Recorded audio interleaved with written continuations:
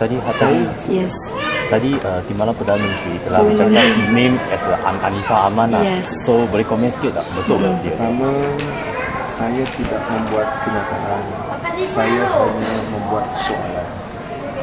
Tapi soalan yang mudah pun pimpinan agak melatah daripada Perdana Menteri, Timbalan Perdana Menteri. Kedua, saya tidak menamakan seseorang.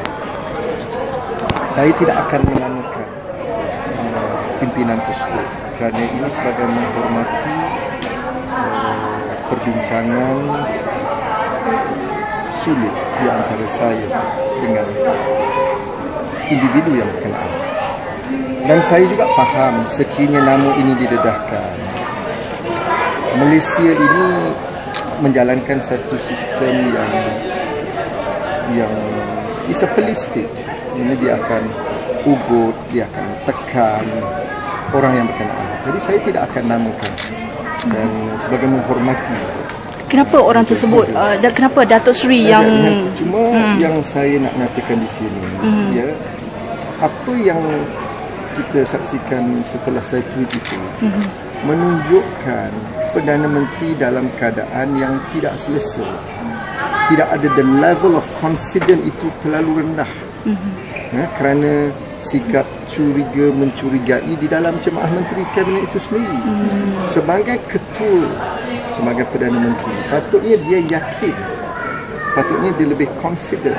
Dia tidak perlu melatah ataupun get too excited about it, because it was merely a question.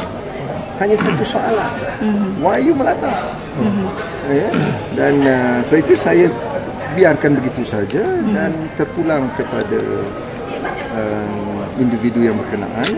Saya menghormati keputusan beliau, tapi saya juga memahami budaya ugut menekan dalam kerajaan Putrajaya ini terlalu kuat. Adakah individu itu akan menjadi penyokong pembangkang? Itu tak timbul. So memang bukan Anifah Aman lah, betul lah, bukan dia lah. Saya tak tahu siapa. Datuk Seri kata nak buat pengumuman.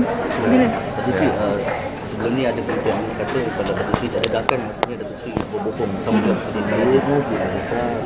Saya tak kata saya nak dengar. Saya tanya, benarkah seorang menteri kanan akan meletakkan jawatan? Salah ke saya tanya soalan? Apakah sekarang ni tanya soalan pun tak boleh? Pertemuan Datuk Seri dengan waktu itu dekat mana Datuk Seri? Mungkin dekat parlimen ke atau dekat mana? Luar negara. Dalam dunia. Dalam negara ke Datuk Seri? Dalam negara ke mungkin dalam Spesifik parlimen? dia KL ke apa ke? Okey. Datuk Seri hint orang tu. Bila bertemu? Pada satu ketika dahulu. Datuk Seri hint dia siapa? Dari negeri mana dia? Dari negeri mana Datuk? Pembangkang ke negeri? Menteri ni menteri Malaysia. Yang jaga portfolio apa tu Datuk Seri? Dia jaga salah satu daripada portfolio yang telah diputuskan oleh Perdana Menteri. Allah. Okey lah Datuk Seri. Jangan panik. Dia letak pun tak apa, tak letak pun tak. Adakah pertemuan tu melalui lisan atau dokumen? Ada dokumen Atau mungkin betul atau segala pertemuan Biasa je pertemuan macam biasa je atau sekadar luahan makan-makan pendapat sembang-sembang ke, kosong luahan ke gitu je. Bertemu lah.